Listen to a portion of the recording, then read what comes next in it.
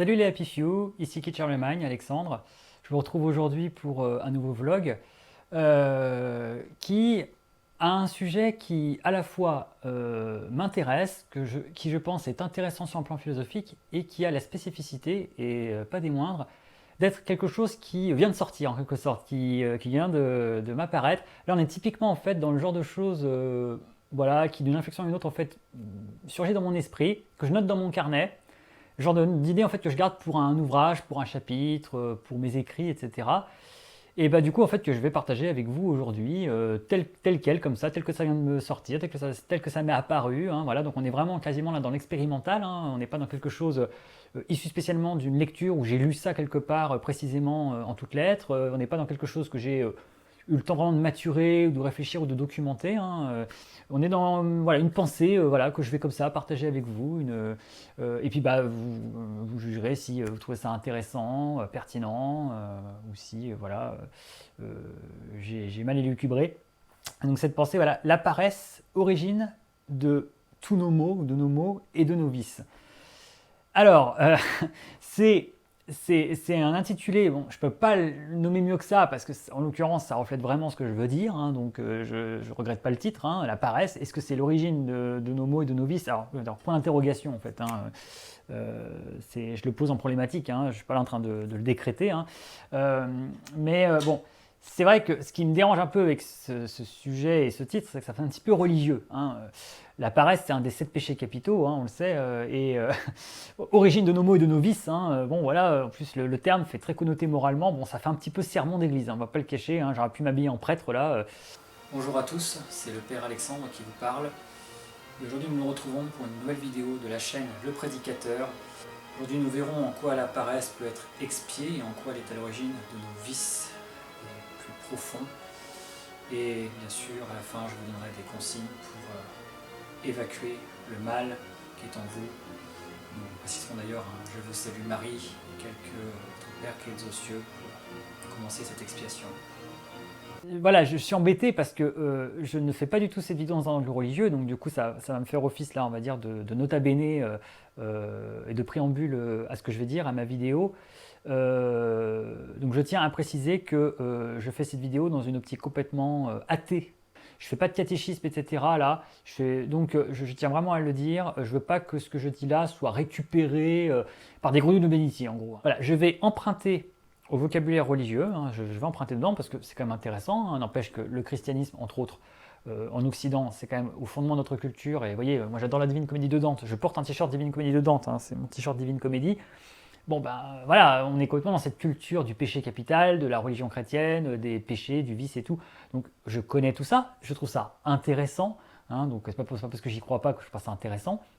Et puis j'y crois pas, voilà, pas de croyance en Dieu, mais je veux dire, la liturgie, certaines choses, les débats religieux, c'est quand même très intéressant. Ça a compté aussi dans l'histoire philosophique et des idées, hein, dans le monde des idées, ça a compté. Là vraiment, on va être vraiment dans la partie intellectuelle des choses, donc je vais emprunter à ce vocabulaire religieux, je vais emprunter à cet imaginaire un peu religieux, donc ouais, les vices, les péchés, tout ça. Mais il n'y a pas voilà, de côté sermon ou prosélyte ou je ne sais quoi dans ce que je vais raconter. Donc voilà, donc pas de récupération religieuse à ce que je vais raconter là tout de suite. J'en suis mis en fait à la pensée, à l'idée, à l'hypothèse aussi, mais en fait, en réalité, voilà, la plupart des êtres humains, en fait, on a tendance à poser la question de la morale sur le bien, le mal, et comme si c'était en fait quelque chose qui habitait vraiment les gens, comme si les gens étaient vraiment en train de se positionner par rapport au bien et au mal. Alors bien sûr, ça fait partie de nous, dans notre éducation. On est depuis tout petit habitué à dire ça c'est bien, ça c'est mal, bien, pas bien. Voilà, c'est une binarité qui est très présente dans notre esprit, c'est dans les films, dans les fictions, les méchants, les gentils, etc. Donc bien sûr que le bien et le mal sont présents dans nos esprits. Mais entre le fait que ce soit dans notre imaginaire mental et le fait que ça a une véritable influence déterminante sur nos actions, c'est un peu différent. D'autant plus, encore une fois, rappelons que nous avons tué Dieu, nous avons tué la religion. Donc, la religion n'ayant plus d'impact sur les gens de nos jours, il n'y a plus cette pression à faire le bien et à éviter le mal par peur de l'enfer, voilà, ou vouloir aller au paradis, etc. Ça n'a plus de prise sur les gens, ça. Aujourd'hui, on a une société qui est beaucoup plus pragmatique. Beaucoup de gens, d'ailleurs, vont dire que faire le mal, alors faire le mal, ça ne veut rien dire faire le bien, faire le mal. Parfois, faire le mal, c'est faire le bien. Parfois, faire le bien, c'est faire le mal. Hein, voilà, ça c'est encore un autre débat, une autre question, mais ça, moi j'y crois beaucoup en tant que baudelairien, en même temps normal. Ça m'a beaucoup touché chez Baudelaire, ça, parce que moi j'ai toujours cru en ça. Parfois, être gentil n'est pas la solution, c'est ça qui va causer du tort, hein. L'enfer est pavé de bonnes intentions. Et parfois, ce qui semble être faire le mal, en fait, s'avère être la bonne chose à faire pour faire le bien. Donc la morale, c'est toujours très compliqué. Mais bon, en partant sur les grands absolus qui sont le bien et le mal, euh, voilà, la plupart des gens vont être plus pragmatiques que ça et souvent vont se dire, attends, à quoi, qu'est-ce qui me profite à moi, qu'est-ce qui est dans mon intérêt personnel, quitte à ce que je contourne une certaine règle, etc. Qu'est-ce qui est le plus facile aussi? Et c'est ça dont il s'agit encore une fois. La paresse, on peut dire la facilité. Paresse, facilité, finalement, c'est la même chose en quelque sorte, puisque la paresse, c'est, comme son nom l'indique, en fait, une espèce de flemme en quelque sorte, c'est le choix de la facilité, ce qui demandera le moindre effort, hein. C'est la loi du moindre effort. Donc, euh, ça peut être la procrastination. L'être humain est une créature de procrastination. Et donc tout ça, c'est lié en fait, hein. Et c'est pour ça que je me dis finalement que j'ai peut-être trouvé, là je suis assez content de mon idée, parce que j'ai peut-être trouvé quelque chose, moi en tout cas ça me convient. C'est une lecture qui me semble beaucoup plus pertinente que le bien et le mal. Parce qu'encore une fois, pour que le bien et le mal, en tant qu'entité, soient vraiment le guide de nos actions, leur censeur ou leur incitation, ça implique vraiment que ça, dans notre imaginaire, dans notre mental, ça domine. Et ça demande un certain idéalisme. Il faut être idéaliste pour être guidé par le bien ou par le mal. Même le mal, c'est de l'idéalisme, quelque part un anti-idéalisme au sens enfin, nocif, mais tout ça, c'est de l'idéalisme. Et la plupart des êtres humains, soyons clairs, ne sont pas idéalistes. Alors on va dire, mais si, je suis idéaliste, moi machin, moi on est tous idéalistes. Non, non, il y a idéalisme et idéalisme. Bien sûr, on est tous idéalistes un petit peu, etc. On a tous nos idéaux, nos valeurs. Je vous parle d'un idéalisme qui vous porte, qui est votre vie. Alors, on en voit des gens comme ça, etc., qui se dévouent à des causes et tout, mais l'idéalisme, ça a un côté tellement abstrait, tellement hors sol, tellement idéaliste, hein, que beaucoup de gens en fait sont pas comme ça. Les gens sont sont beaucoup trop terre à terre, concrets, centrés sur la réalité, sur leur réalité, pour s'abandonner à quelque chose d'aussi abstrait que l'idéalisme. Et la plupart des gens suivent avant tout leur intérêt immédiat, concret, pratique, voilà, ils essaient de s'en sortir, de vivre, d'arranger les choses au mieux, et encore une fois, d'avoir le plus possible de bienfaits, de biens, de profits, de bénéfices, avec le minimum d'efforts. C'est un petit peu, le jeu quasiment. C'est comment je vais réussir à avoir le maximum de choses, à mieux m'en sortir possible, en ayant à fournir le moins possible en face. Même dans la vie en général, hein, voilà. Moins on a eu d'affaires à faire moins on a eu d'efforts à faire pour quelque chose, et pour autant on a une gratification de récompense, plus on estime qu'on est gagnant dans l'histoire et que c'est génial et que c'était une belle affaire. Voilà, donc tout le monde est un peu dans cette tension-là. Et donc ça, quelque part, ça relève un peu de la paresse. L'être humain est porté à la facilité et ça me semble être le moteur de ses actions bien plus que n'importe quoi d'autre et bien plus que le bien ou le mal en tant qu'idée. Les êtres humains ne sont pas assez idéalistes pour la plupart pour avoir comme guide de leurs actions une vertu. La vertu, par définition, c'est faire un effort contre-intuitif au nom d'une certaine idée du bien ou de la morale. Votre nature vous porte à faire plutôt le mal. Par exemple, la vertu, typiquement, la sexualité, souvent c'est la sexualité. Notre nature humaine, animale, nous porte plutôt à forniquer. Voilà, on a des pulsions, des désirs. La vertu, c'est je vaux mieux que ça, au nom du bien et d'une certaine idée de la morale. Cela mérite que je fasse cet effort, la wirtus, que je prenne cet effort sur moi pour canaliser mes désirs, mais au nom d'une certaine idée du comportement, etc. C'est ça la vertu. Il est intéressant et particulièrement pertinent en fait d'opposer la vertu à la paresse, d'en faire le véritable antagoniste, et donc tacitement en fait ça relie intimement la paresse au vice, puisque en fait la vertu est par définition, par essence, une notion d'effort, en fait une forme d'ascèse. La vertu à la base c'est une valeur virile, virtus, l'homme en latin. Il n'y avait de vertu possible en fait que pour les hommes, pour les Romains, puisque en fait seuls les hommes étaient capables de produire l'effort nécessaire, l'astreinte nécessaire, l'ascèse pour atteindre la vertu, puisque la vertu était en fait une résistance mentale, psychique, comportementale en fait à nos instincts les plus bas. Voilà. Et comme à l'époque, misogynie oblige, on considère que la femme n'a aucune maîtrise d'elle-même, la femme est incontinente, elle ne maîtrise aucun de ses désirs, aucune de ses pulsions. Une idée qui a fait son chemin pendant très longtemps, hein. Baudelaire encore dit que la femme ne peut pas être un dandy, hein, dans Le peintre de la vie moderne, que la femme est l'opposé du dandy parce que la femme n'a aucune continence, comme dit Baudelaire, hein, elle a faim, elle mange, elle a soif, elle boit, elle a envie de baiser, elle se fait foutre. Voilà. Et donc pour lui, du coup, impossible. Voilà, vous voyez, bon, c'est...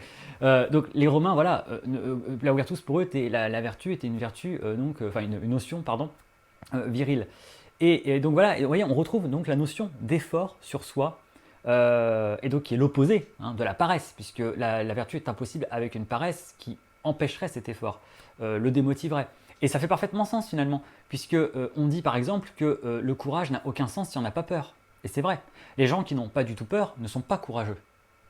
Puisque qu'y a-t-il à combattre, qu'y a-t-il à vaincre dans leur comportement? Ils n'ont même pas la notion de peur. Donc finalement, ce sont juste des fous en fait, hein, des gens imprudents, des gens intrépides, mais ce ne sont pas des gens courageux. Pour que le courage existe, il faut qu'il y ait peur. Et en fait, plus il y a une peur importante à vaincre, plus il y a danger, et bien plus du coup le courage prend en ampleur. Et en fait, finalement, la vertu, c'est exactement pareil. Il n'y a vertu que si la personne concernée a une propension identique aux autres, aux vices, voire même supérieure. Et en fait, plus l'effort est grand, plus il y a vertu. Donc on ne peut être vertueux que si on est fondamentalement vicieux, en tout cas, voilà, qu'on peut être prédisposé au vice et donc on peut être paresseux.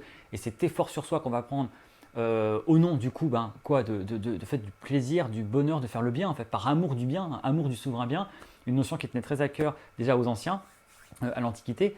Et bien en fait c'est ça qui va motiver cet effort. Donc vous voyez, on est dans l'idéalisme là. On est là du coup, on est vraiment dans le véritable amour du bien, de faire le bien pour le bien.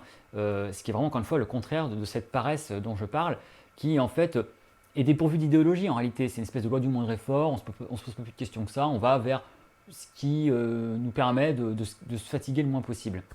Et c'est le contraire en fait, le vertueux va à l'opposé de cette tendance naturelle à la laziness, comme on dit en anglais, à la paresse, et en fait prend sur lui en fait, parce qu'il estime que cet effort vaut le coup, cet effort est noble, cet effort est au profit d'une idée supérieure de soi-même et de l'être humain, etc. et de principe. La vertu est une sorte d'état contre nature, le vice serait la nature, ça c'est des idées, voilà. Au contraire, certains vont défendre que l'être humain par nature est vertueux, que c'est la nature c'est la société qui le corrompt, hein, une pensée un peu plus rousseauiste. Il y a plein de façons de retourner les choses, ça ce sont des débats philosophiques, mais en tout cas, moi personnellement, la façon dont je vois les choses maintenant, que m'est apparue cette idée, je me défausse de ça. Je pense qu'en fait la question n'est pas dans le bien et le mal. Je pense pas, des gens ne raisonnent pas comme ça, ne sont pas dans ces questionnements métaphysiques ou moraux, de bien, de mal, je fais le bien, je fais le mal. Ils aiment bien se présenter les choses comme ça. Ils adorent a posteriori se raconter l'histoire de façon à dire, évidemment, je suis plutôt le bien, je suis la bonne personne, je sais que je suis un gentil, moi je suis quelqu'un de bien, c'est ce que je fais, c'est cool. Ça c'est du posteriori pour moi. Mais ce qui a motivé leurs actions à la base, souvent, il me semble que c'est la facilité. Et donc cette question est très intéressante parce que la paresse finalement, elle fait partie des 7 péchés capitaux, mais il me semble, je crois, hein, que hiérarchiquement, elle n'est pas considérée comme le pire péché capital. C'est pas le péché absolu. Dans la Divine Comédie de Dante, la paresse, c'est la 4e corniche du purgatoire. Il y a 7 corniches, forcément, 7 péchés capitaux, et donc c'est la 4e. Donc elle est au milieu, en fait, hein, la paresse, hein, dans la Divine Comédie de Dante. En plus, dans la Divine Comédie de Dante, la paresse, c'est vraiment la paresse très littérale. C'est la paresse de ceux qui sont là, farnientes, etc., qui ont rien foutu en fait. C'est presque la paresse de procrastination. C'est pas la paresse morale en fait, hein, parce que dans la religion chrétienne, la paresse a une notion un peu morale aussi. Hein. C'est votre paresse morale. J'ai la paresse de faire le bien. Hein, c'est pas seulement la paresse de j'ai rien foutu de ma journée. Mais c'est vrai que chez Dante, on a plus cette connotation quasiment de paresse physique. Mais en tout cas voilà, donc c'est pas un péché qui est forcément mis hyper en avant, vu comme le plus grave de tous, dont découlent les autres. C'est plutôt l'orgueil, hein, des choses comme ça qui sont très punies chez Dante. Mais moi, il me semble au contraire que la paresse, peut-être, c'est là dont tout découle en fait.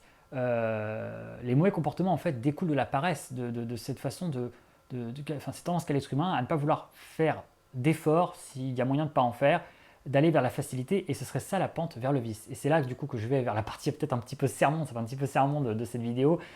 Ce lien établi entre paresse et vice d'un côté et vertu et effort de l'autre, il vient de très loin. Il n'a pas attendu les chrétiens et leur moralité pour exister.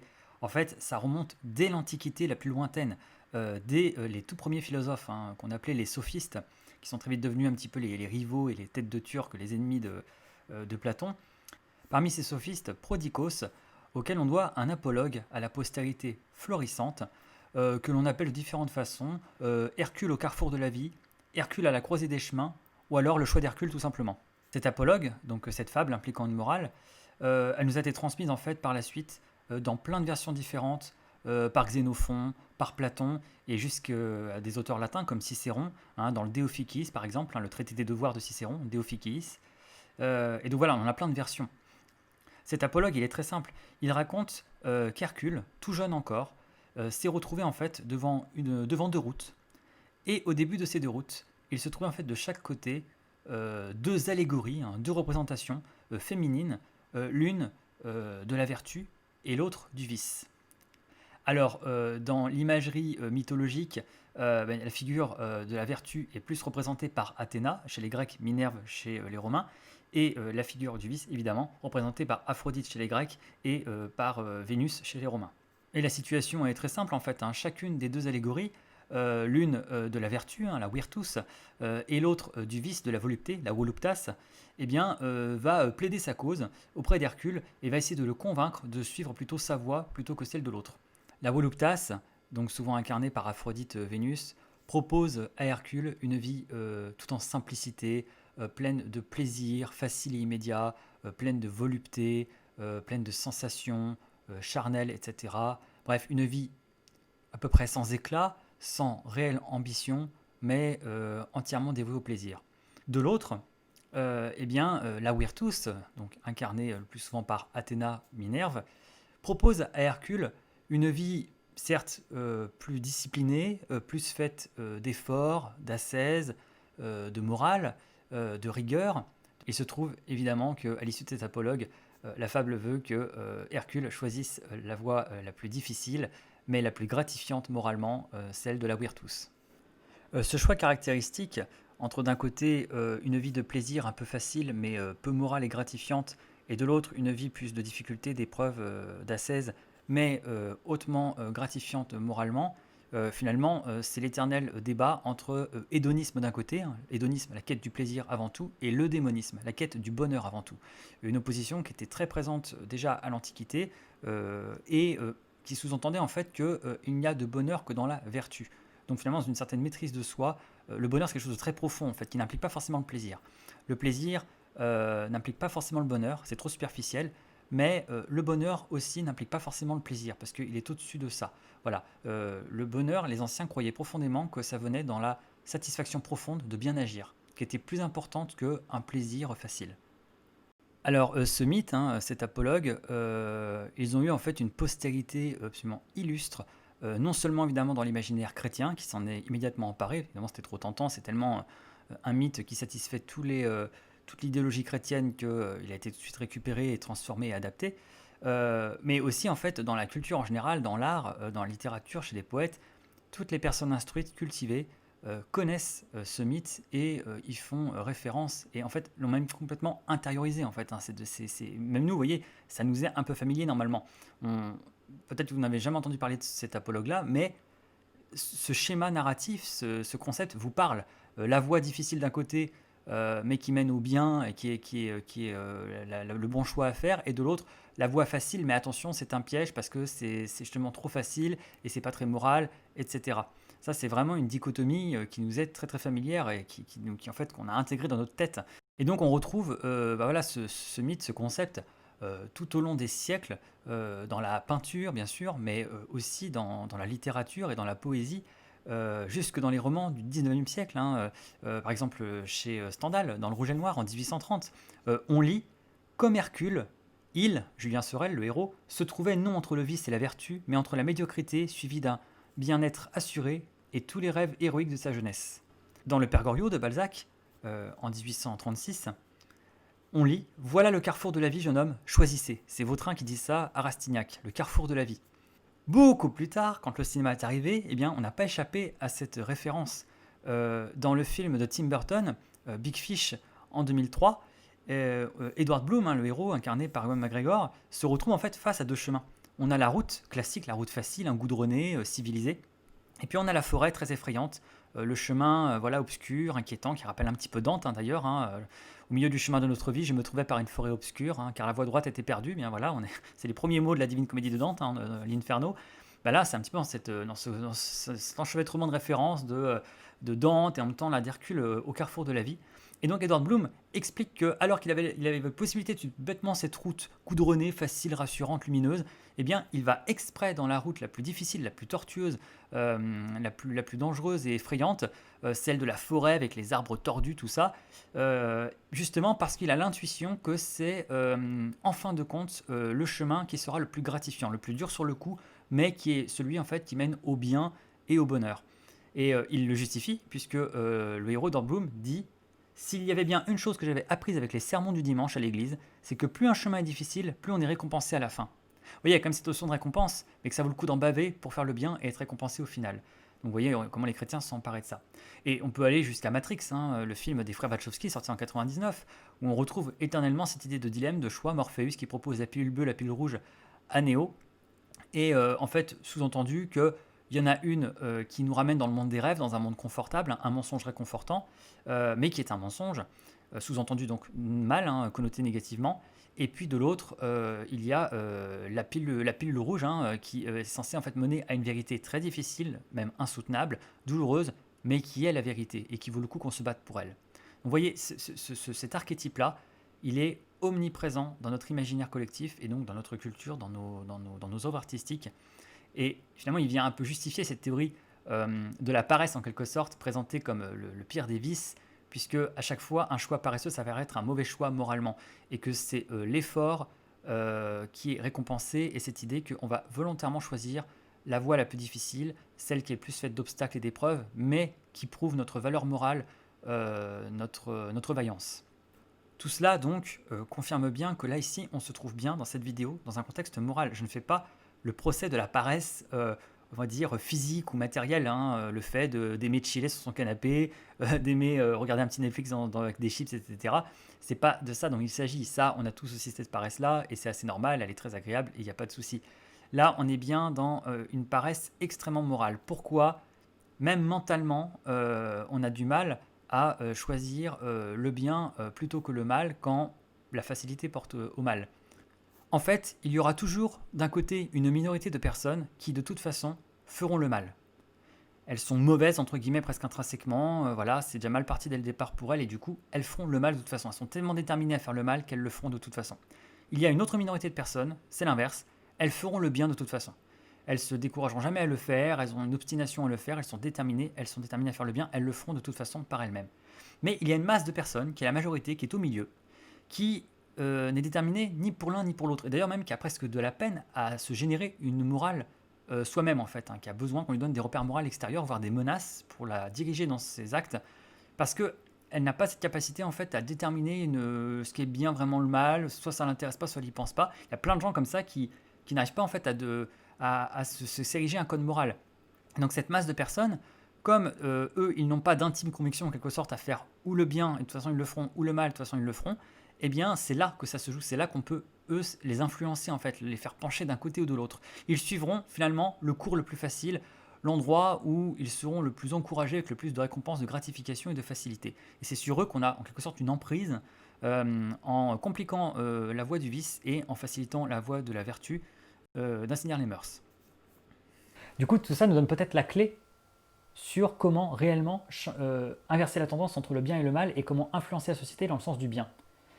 Quand on a compris que l'être humain a tendance à fonctionner par paresse, par facilité, on a trouvé le ressort qui peut nous permettre, si on le souhaite, de le porter vers le bien plutôt que vers le mal.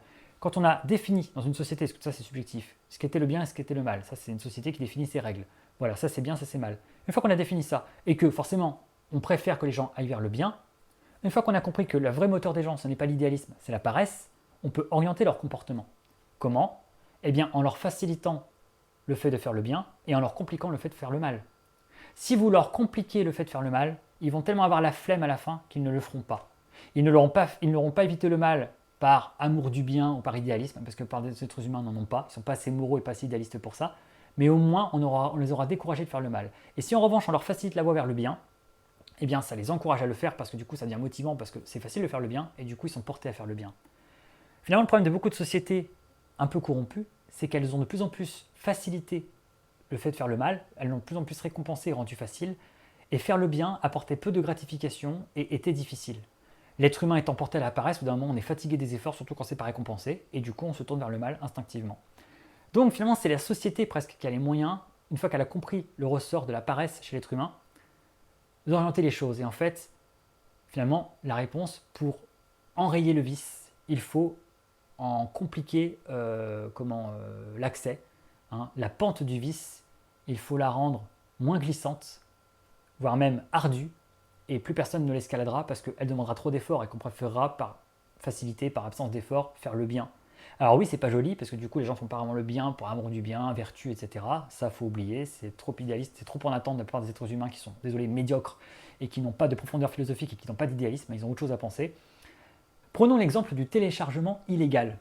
Regardez, le téléchargement illégal c'est un excellent exemple, c'est même bien mieux que tous les exemples que j'ai pris. Quand le téléchargement illégal est apparu avec Internet, on s'est retrouvé dans une situation où d'un côté, les gens doivent aller dans un magasin et payer une certaine somme pour avoir un film ou une musique. De l'autre côté, ils ont l'ordinateur, ils sont chez eux, ils n'ont pas à bouger, et gratuitement, en 2 clics, ils ont la musique ou le film. Dans un cas, c'est illégal. Ils le savent, on leur dit, c'est le mal, on va même les sensibiliser, leur dire attention, ça va tuer l'industrie du disque ou du film, etc. Il y a des gens qui vivent de ça. Et dans l'autre, ils savent que c'est le bien. Ils sont de bons citoyens, ils vont acheter dans les règles de l'art le truc. Mais qu'est-ce qu'ils font? Entre rester chez soi tranquillement, avoir le truc gratuit sans bouger, et devoir sortir de chez soi et en plus devoir payer une fortune, peut-être on trouvait que c'est trop cher, eh bien les gens téléchargeaient. Et on pouvait mettre des lois Adopi, on pouvait faire de la sensibilisation, leur expliquer oui mais c'est de l'art, ça se respecte, il faut rémunérer les artistes, tout ça c'est de la morale, ça c'est du bien, du mal, il faut être idéaliste, c'est des convictions, c'est tout ça. Mais les gens au final ils choisissaient la facilité, ils choisissaient la paresse financière, la paresse d'activité, etc. Comment a été enrayé le phénomène du téléchargement illégal? Parce qu'il a été en bonne partie enrayé. Les torrents, là, Imul, Chamblard, tout ça, le peer-to-peer, ça s'est complètement cassé la gueule. Quel a été le miracle accompli? On a rendu plus compliqué aujourd'hui de télécharger un fichier illégalement que de l'avoir légalement. Aujourd'hui, pour le prix de ce qu'était à l'époque un CD ou un DVD, seulement ça, on a 1 mois d'abonnement à une plateforme où on a un large choix de films et de musique, on a même illimité quasiment, et tout ça sans sortir de chez soi. Alors il faut payer, mais la somme est dérisoire par rapport à ce qu'on peut récupérer et par rapport à l'effort à fournir. En revanche, télécharger, oui c'est toujours gratuit, oui il ne faut pas sortir de chez soi, mais alors bonne chance, parce qu'on va tomber sur un fichier porno, on va tomber sur un fichier corrompu, on va galérer pendant des heures de lien en lien, expirer, etc. Aujourd'hui, télécharger, se procurer un fichier illégalement, même si c'est gratuit, c'est devenu beaucoup plus galère que l'offre légale. Et c'est comme ça qu'on a tué le téléchargement. Je ne sais pas s'ils l'ont fait consciemment, s'ils s'en sont rendus compte, en tout cas c'est l'illustration du coup de ma théorie, de ce qu'il me semble avoir compris.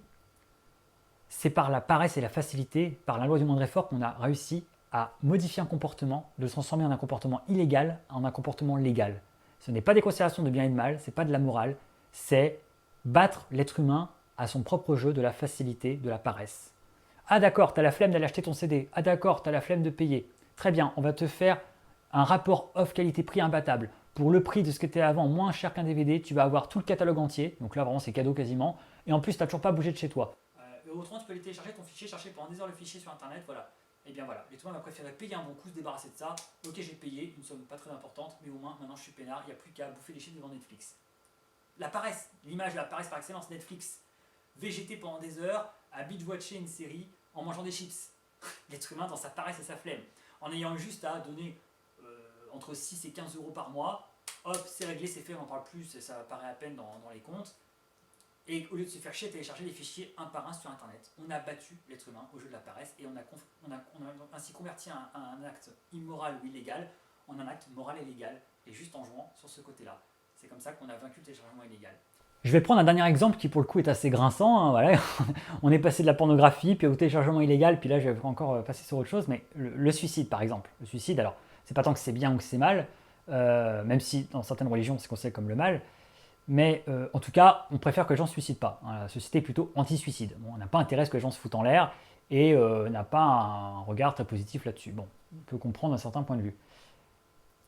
Le suicide, en fait, on est pas mal à être suicidaire, entre guillemets. Il arrive, normalement, la plupart d'entre nous, voire tout le monde, a au moins une fois dans sa vie un moment où il se dit « est-ce que je ne devrais pas en finir ?» Ça arrive à tout le monde de penser à la mort et à se supprimer, à différents moments de sa vie, plus ou moins souvent, etc., selon les gens. Donc le suicide, on peut tous être suicidaire à un moment donné. Vous voyez, c'est comme le potentiel d'une femme entretenue, ou tout ce potentiel est un pirate, un téléchargeur illégal. On a tous ce potentiel fait de balles entre nous. Qu'est-ce qui va faire la différence entre quelqu'un qui va faire le mal ou pas, qui va passer à l'acte ou pas, c'est la détermination. Et la détermination demande un effort, qui est le contraire de la paresse. Et donc seulement quelqu'un d'ultra motivé, c'est une espèce de sélection naturelle, de preuve de motivation, et que seulement les déterminés de toute façon passeront à l'acte. Les autres ont été découragés avant, et on joue sur ce découragement pour éliminer le plus possible de candidats. Si on facilite trop le chemin vers la chose, bien les candidats resteront trop nombreux et les gens le feront parce qu'on a trop facilité la voie vers cet acte-là. Encore une fois, l'importance de jouer sur la facilité, la paresse, etc. Le suicide, donc, il y a un certain nombre de suicides dans différents pays, selon après encore une fois le nombre de dépressifs dans un pays, le moral qu'ont les gens et tout, mais aussi les moyens donnés pour se tuer. On remarque qu'aux États-Unis, où les armes sont en libre circulation, les armes à feu, il y a plus de suicides. Est-ce parce que les Américains sont plus malheureux que le reste de la Terre ou que nous? Pas sûr. Est-ce parce qu'une arme à feu, c'est la façon de se suicider la plus facile, indolore, parce que immédiate? Sans doute. Paresse. Dans un pays où il n'y a pas d'armes à feu en circulation, se suicider, ça demande une très grande détermination, parce que vous n'avez pas de moyens très rapides, immédiats de vous tuer. Vous allez devoir avaler des médicaments, avec le risque de vous rater, de vous foutre juste l'organisme en l'air et de souffrir atrocement. Vous allez devoir peut-être sauter d'un pont ou d'un bâtiment, avec le risque là aussi de vous rater, de finir en fauteuil, tétra ou légumes, ou carrément de vous faire très mal sur le coup, ou je sais pas quoi. En tout cas, l'acte est impressionnant, il faut quand même se jeter d'un truc, ça demande une détermination. Vous coupez les veines, voilà, pareil, je veux dire, faut être motivé. Hein. Se pendre, voilà, donc c'est bête, mais en fait, le simple fait qu'il n'y a pas d'arme à feu en circulation décourage le suicide. Alors là, c'est pas tant une question de paresse, que vous allez dire de peur, de tout ça, mais enfin, on revient un petit peu à ça. L'acte demande un effort, un investissement qui est énorme, et que du coup, des gens qui pourtant avaient peut-être vraiment envie de mourir, mais vont peut-être juste pas avoir assez envie de mourir pour franchir le pas. Alors que dans un contexte en fait où les armes à feu sont en circulation, eh bien c'est vrai que ça peut être très vite fait dans un soir de déprime où ça va un peu vite. On ramasse l'arme, on la met contre la tempe et on appuie sur la gâchette et en fait peut-être qu'on ne l'aurait pas fait, on ne se serait pas coupé les veines avec un couteau, on ne se serait pas pendu, on n'avait pas assez envie de mourir pour ça, on était encore trop conscient de la douleur, trop conscient de la douleur physique, de la peur, etc. Ce qui prouve qu'on était encore un peu rattaché à la vie. Et voilà, donc là on est un exemple là aussi encore une fois que si on complique le chemin vers quelque chose, on limite le nombre de personnes qui iront et seuls vraiment les déterminés qui n'ont rien pu faire iront. Et le suicide est inclus dedans finalement. Les gens qui se suicident dans un endroit où on leur donne peu de moyens de le faire, c'est vraiment qu'ils l'auraient fait de toute façon, c'était les plus déterminés. Les autres, on a joué sur une espèce de paresse, on a joué sur une espèce d'absence de facilité qui les a finalement découragés. Voilà. Donc, en fait, ça peut marcher sur plein de choses, ça. Donc vous voyez, ça en dit long, c'est une très grande leçon finalement sur l'être humain, sur quels sont les réels moteurs de nos actions. Et en fait, moi je pense que le moteur de nos actions, en réalité, c'est un anti-moteur quasiment, c'est la paresse, c'est la flemme, la facilité. Et quand on a compris ça, en fait, bien ça permet de comprendre ce qui est vraiment à l'origine de nos actions, de nos actes, de nos choix, et donc aussi comment on peut inverser la tendance ou l'influencer, l'orienter. Si on complique le chemin vers le vice, il y aura d'autant moins de vices, parce qu'on aura compliqué le chemin à tel point qu'il n'y aura que les gros motivés qui iront par là. Si on facilite le chemin vers la vertu, vers le bien, eh bien cette facilité en fait sera incitative et encourageante, et donc on générera du bien. Ce sont les réflexions qui me sont venues. Voilà un petit peu ma démonstration. Voilà, donc la paresse, péché capital. N'hésitez pas à me dire ce que vous en pensez dans les commentaires, de créer la discussion. N'hésitez pas à venir en discuter avec moi en live voilà, lors d'un prochain stream. Peut-être en débattre ensemble, si vous êtes convaincu par la théorie, si ça vous semble pertinent, si ça vous semble n'importe quoi, ce que vous en pensez. Et voilà, c'était la petite pensée du jour, la bafouille du jour. Là, vous avez un aperçu, parce que j'aurais pu en faire un texte de ça. D'ailleurs, je vais en faire un texte, parce qu'en fait, ça sera clairement dans un chapitre de mes livres, ça, dans un essai, je ne sais pas encore lequel, mais ça, c'est un truc que je vais écrire. Voilà, bah écoutez, du coup, je vous donne rendez-vous pour de prochaines pensées, hein, dans d'autres vidéos, dans d'autres vlogs, en espérant que celle-ci vous ait plu et inspiré. Et d'ici là, écoutez, portez-vous bien, et je vous dis donc à la prochaine. Salut les Happy Few!